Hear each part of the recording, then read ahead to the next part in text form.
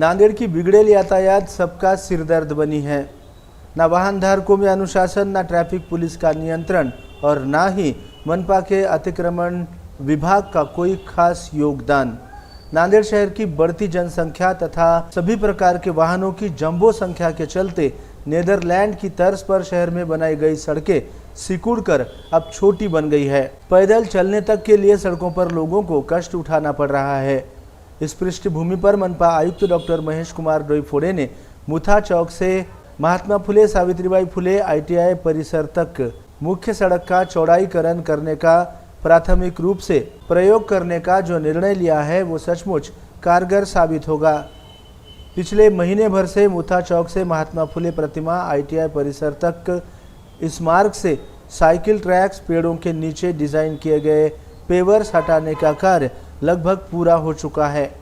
इस पूरे मार्ग पर मुथा चौक, कला मंदिर, शिवाजी नगर, महात्मा फुले मार्केट, ITI ऐसे 5 भीड़ भाड़ वाले पॉइंट्स जहां पर दिन भर और देर शाम तक सभी को ट्रैफिक जाम का सामना करना पड़ता है वो शामिल है।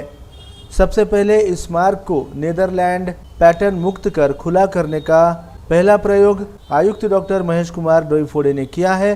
कुछ ही दिनों में मुथा चौक से ITI परिसर तक की सड़क किनारे से करीबन 50 से 60 पेड़ जो मार्ग में बाधा पैदा कर रहे हैं उनको गिराया जाएगा। गिराए जाने वाले पेड़ों को मनपा द्वारा सफ़ेद चूना लगाया गया है।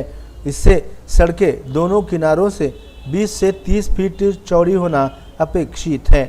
इससे अधिक भी हो सकती है, मगर दोनों किनारों के फुटपाथ पर व्यापारियों ने कच्चा और पक्का अतिक्रमण कर रखा है। उल्लेखनीय है कि इन व्यापारियों पर राजनेता तथा मनपा के ही कुछ हफ्तेखोर अधिकारी कर्मचारियों की कृपा बनी रही है। वृक्ष गिराने के बाद इस मार्ग को पूरी तरह से अतिक्रमण मुक्त करने की बेहद कठिन चुनौती मनपा आयुक्त के सामने है, क्योंकि एक ओर व्यापारियों का समर्थन करने वाला राजनीतिक दबाव है तो वहीं दूसरी ओर घर के ही भेदी अधिकारी कर्मचारी है। शहर का ये मुख्य मार्ग प्रायोगिक तौर पर चौड़ा होने के बाद नांदेड़ के अन्य इलाकों में भी इस पैटर्न को लागू किए जाना है।